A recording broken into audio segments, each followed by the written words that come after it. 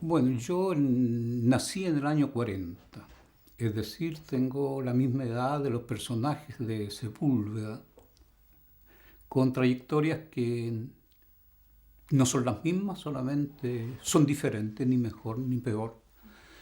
Y que yo quisiera decir también de que yo vengo de una familia que mi padre era suboficial de la Armada, mi madre pequeña comerciante, eh, dijéramos de que teníamos un estándar de vida correcto, como se dice ahora, personas normales. ¿Mm?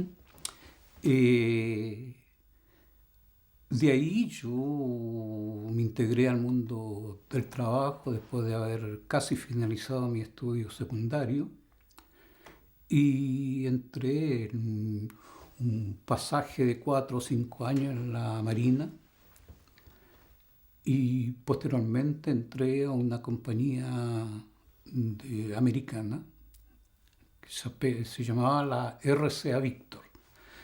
Eh, Ahí yo me di cuenta de que habían desigualdades importantes entre la gente que producía y los salarios que se le pagaban, y en comparación a los otros salarios de los técnicos, habían diferencias enormes. Entonces yo me imaginaba en qué condiciones vivían ellos. Pero yo no me hacía más preguntas que eso hasta que un día esta gente se decidió no aceptar esas condiciones de trabajo. Y yo le encontré que tenían razón. Efectivamente, yo me puse naturalmente del lado de ellos, lo que era no normal en ese periodo. Y el conflicto se inició, terminó de manera semicorrecta para la gente, pero en lo que me concierne, a mí me dijeron de que yo era un comunista.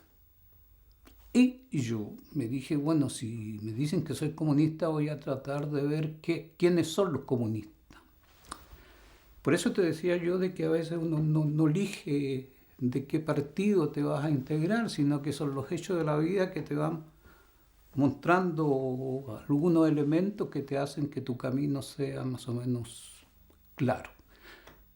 Es así como yo me interesó esta manera de ver la sociedad y ingresé a las Juventudes Comunistas pese a que yo ya tenía 22 años. En Chile en ese momento, estamos ya en el año 67, el año 68 están los acontecimientos en Francia, ¿m? Mayo del 68, que nos interesaba mucho y que tuvieron eco también en Chile entre los estudiantes, los trabajadores, pero no en la misma dimensión ni en la misma magnitud que en Europa.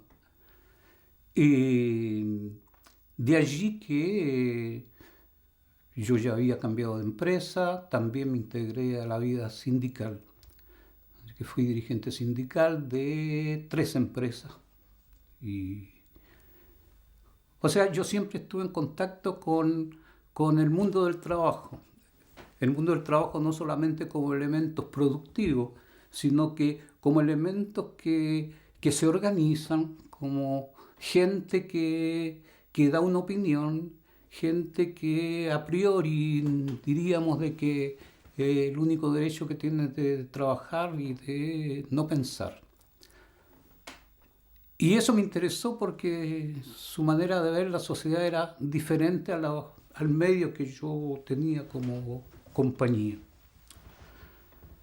Entonces, este proceso de intercambio y aparentemente las cosas pasaban bien porque no siendo yo de extracción obrera pura, tenía una capacidad de comunicación y ellos me entendían y yo lo entendían y quizás por eso siempre yo fui elegido en las diferentes elecciones de las organizaciones sindicales.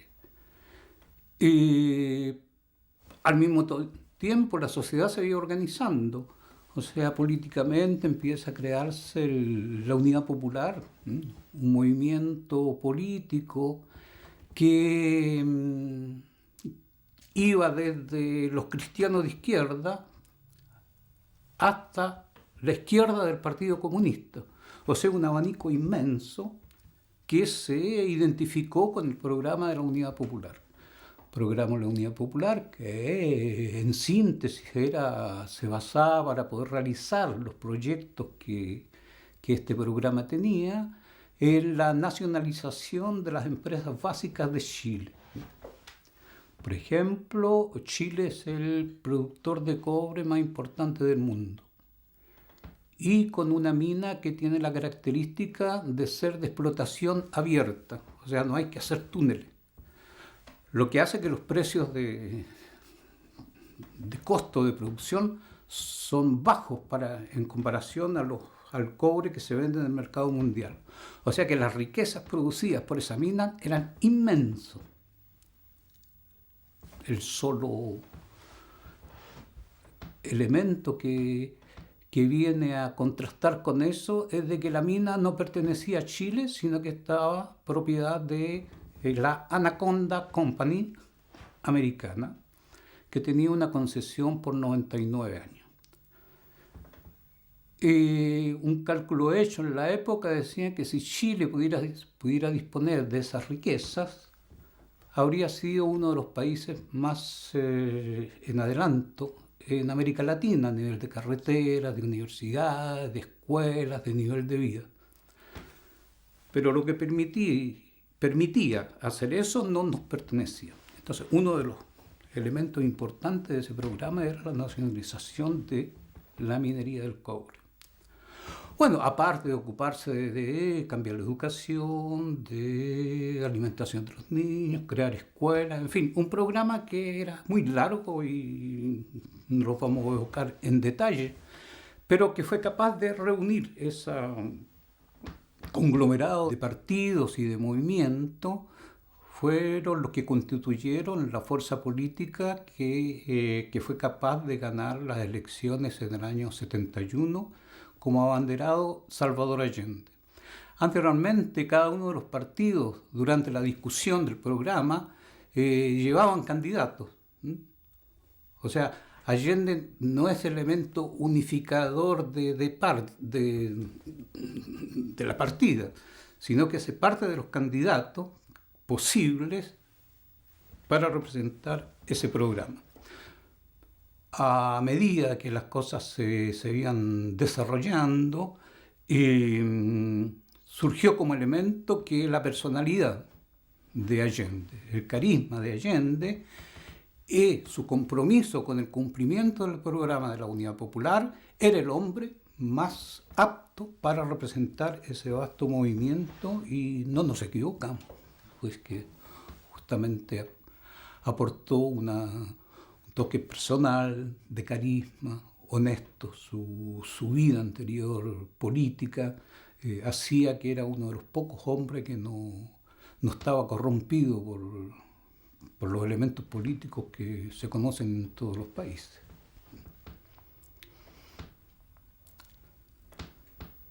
El gobierno de la Unidad Popular llevó a cabo su programa.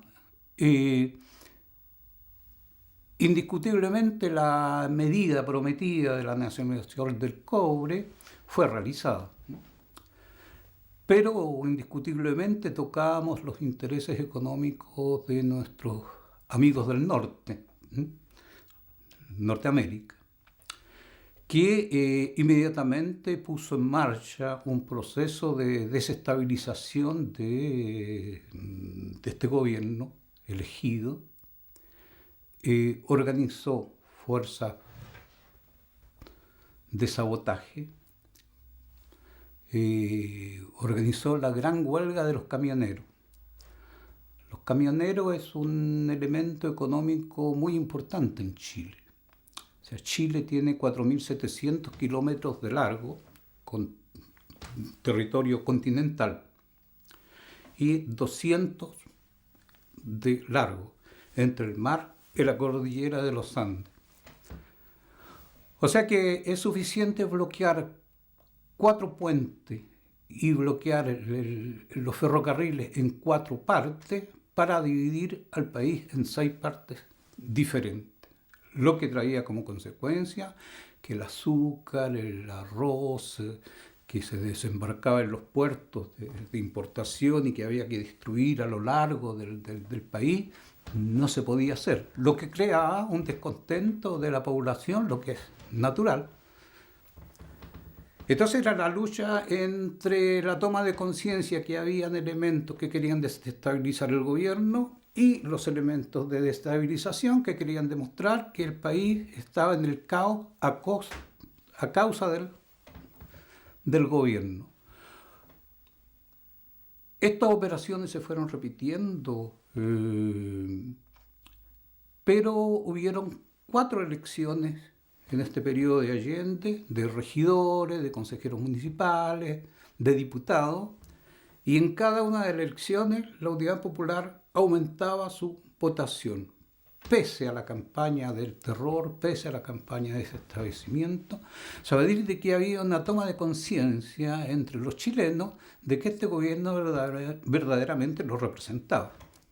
Bueno, la derecha se dio cuenta también de esta situación y la única carta que les quedaba era el golpe de Estado para poder terminar con esta experiencia política en Chile. Experiencia política que demuestra 2 cosas. La primera, de que un proyecto socialista es posible por la vía democrática o por la vía de la democracia burguesa. Ellos instauraron un sistema político que les permitía siempre ganar las elecciones. Y este proyecto socialista se integra en ese, le dice, bien, vamos a jugar con las reglas del juego que ustedes impusieron, y fuimos capaces de ganarle con las mismas reglas de juego de ellos, lo que es un fenómeno único en América Latina y que rompe con la situación mundial en ese periodo. En ese periodo está la guerra del Vietnam, está Cuba con su proyecto socialista, el Che Guevara está en Bolivia, hay movimientos armados en Nicaragua, hay movimientos armados, o sea que la vía militar, la vía armada de las insurrecciones de la América Latina y Vietnam del otro lado, era el único método de resolver contradicciones. Entonces el primer enseñamiento es de que es la primera experiencia histórica en que un país logra por la vía democrática instaurada de avanzar hacia un proyecto socialista de sociedad. Esa es la primera experiencia. La segunda, pueden haber muchas otras, pero la segunda es la siguiente: que la derecha, que se reclama de democracia y de libertad, cuando ve que sus intereses están en juego, utiliza la vía armada. En Chile se produce ese fenómeno en que la vía armada fue utilizada para derrocar un gobierno legalmente constituido. Esa es la segunda enseñanza que se hace clara como la luz del día en la experiencia chilena, porque no es la única. En Bolivia, en Perú, los golpes militares eran a repetición en ese periodo, pero se decía que eran gobiernos militares de gorilas, con intereses, gorilas se les decía a los que daban golpe de Estado en esa época, los generales, pero que representaban los intereses americanos para mantener, porque la América Latina era el patio trasero de Estados Unidos, voilà, su propiedad privada. No es evidente entender eso porque nosotros miramos los países de una manera clara. Miramos el mapa de América Latina y vemos Argentina, Chile, Perú, Bolivia, Uruguay. Pero cuando los intereses económicos miran a América Latina, no ven Chile, ven el cobre, no ven Bolivia, ven las minas de plata. No ven Argentina, ven las grandes estepas con trigo, con animales para la venta. O sea, miramos las cosas y los países y las personas de manera diferente. Entonces eso explica el por qué ellos intentan de mantener su presencia y su poder en América Latina. No es porque amen a los latinoamericanos, sino que porque les interesa económicamente los recursos económicos que esos países tienen para alimentar la economía americana. Como la Europa tenía colonias en África, en India, en que no estaban allí porque amaban a esos pueblos. El problema del esclavaje es la mano de obra no pagada. O sea, el principio es el mismo, que toma formas diferentes, pero que es el afrontamiento entre los intereses de un país y otras potencias que son más poderosas militarmente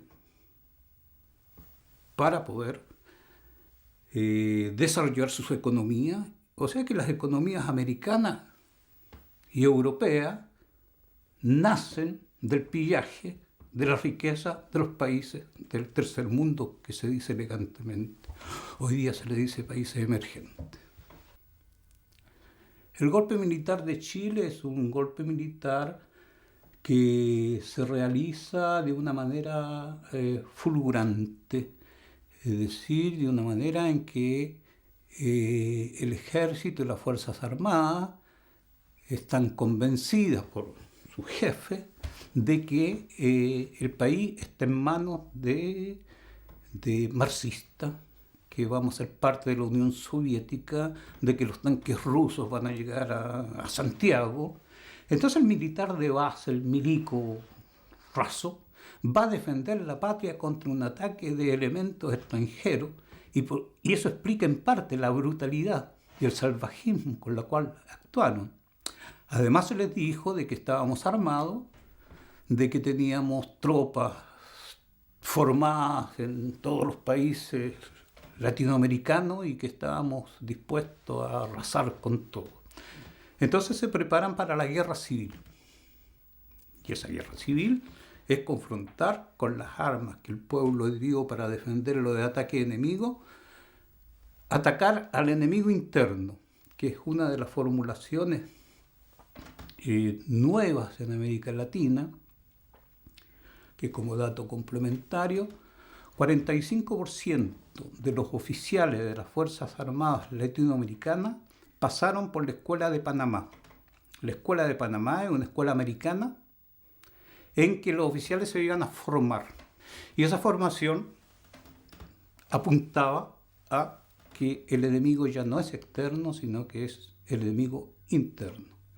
Eso explica posteriormente la unión de varios países sudamericanos de dictadura en que inician la Operación Cóndor. La Operación Cóndor, en las cuales se transmiten informaciones que los brasileños, 2 o 3 brasileños que estaban en Chile, podían ser llevados en secreto a Brasil, donde eran buscados por pseudoacciones terroristas. Y chilenos que escaparon del golpe de Estado hacia los países latinoamericanos, todas las informaciones que correspondían a cada uno de ellos eran cambiados entre la policía y el ejército de toda Sudamérica, lo que se llamaba la Operación Cóndor. Hoy día, 21 de marzo, el general Videla en Argentina está siendo rejuzgado por la Operación Cóndor. O sea, eso hace todavía actualidad, porque fue una de las organizaciones latinoamericanas terroristas del poder en las cuales asesinaron e hicieron desaparecer a miles de hombres y mujeres. Entonces el golpe de Estado se caracteriza por esa situación que significa 2.500 desaparecidos, más de 600.000 exiliados, más de 400.000 chilenos en periodos cortos o largos pasaron por las cárceles de Chile y los lugares de interrogatorio. Es decir, 1,5 millones de chilenos son tocados directamente. 1,5 millones de chilenos, cuando sabemos que la familia media en Chile son 5 o 6 personas, significa que 90% de la población chilena fue afectada directa o indirectamente por sus hijos, por sus familiares, por sus amigos, por el golpe de Estado en Chile. Esa es una de las constataciones que podemos hacer después del golpe de Estado. Bueno, en esa época yo trabajaba en la INACAP.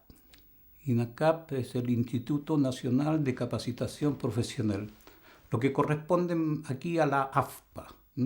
O sea, tiene una organización a todo lo largo del país, enseñando técnicas en función de la pesca, la electricidad, la congelación, la mecánica, en fin, es ser un elemento de formación gratuito. Dependía de la CORFOR, Corporación de Fomento, y financiado por el Estado para elevar el nivel técnico de los obreros. Esa era nuestra misión. Nosotros no inventamos INACAP. INACAP venía ya de algunos años anteriores funcionando con una orientación correcta. Lo que nosotros hicimos fue acelerarla. Yo era dirigente sindical de los instructores de INACAP. Al mismo tiempo, INACAP decidió de que en su consejo de administración deberían participar los representantes de los trabajadores del instituto. Entonces se hicieron elecciones para...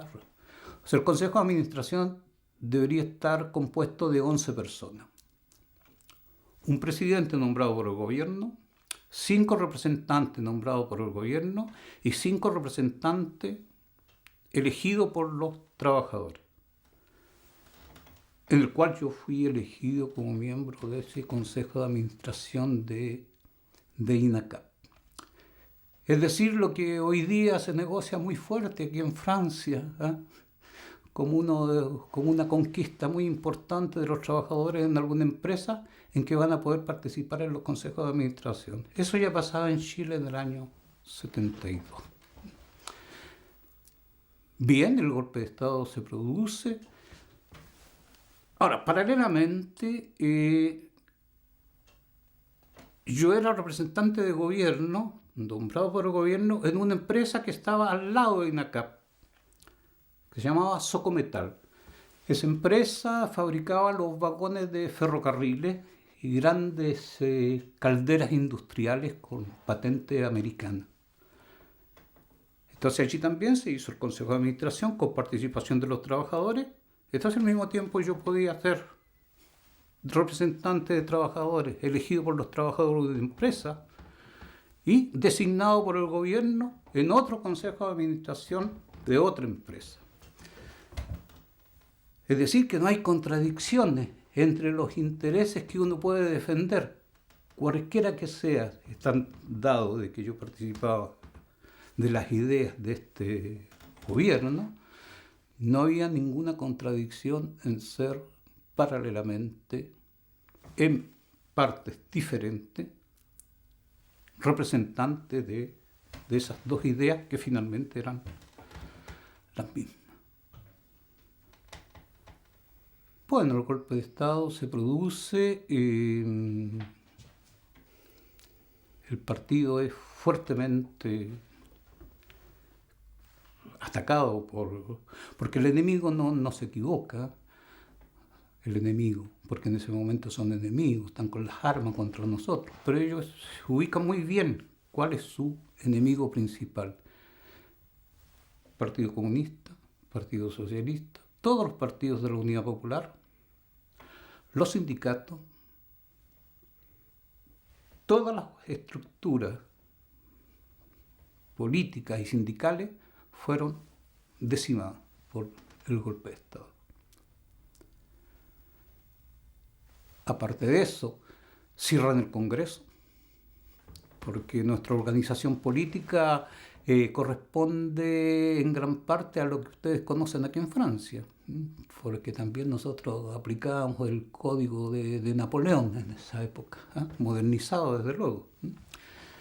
O sea, Cámara de Diputados, Cámara de Senadores, ministros, gobierno, igual que aquí. Solamente que Pinochet decidió cerrar todo organismo o estructura que representara una opinión colectiva.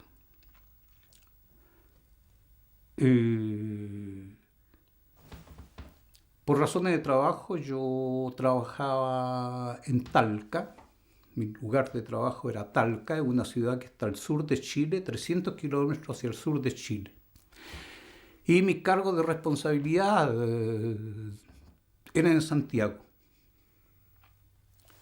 Lo que me permitió, de cierta manera, el golpe de Estado producido, yo fui despedido, qué sé yo, de mi trabajo. Pero no fui detenido, porque yo no tenía responsabilidades políticas públicas. Mi trabajo era más, dijéramos, en otro nivel.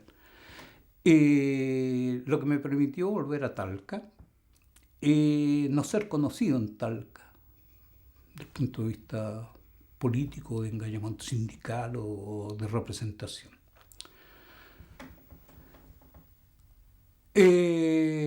Efectivamente, una situación difícil.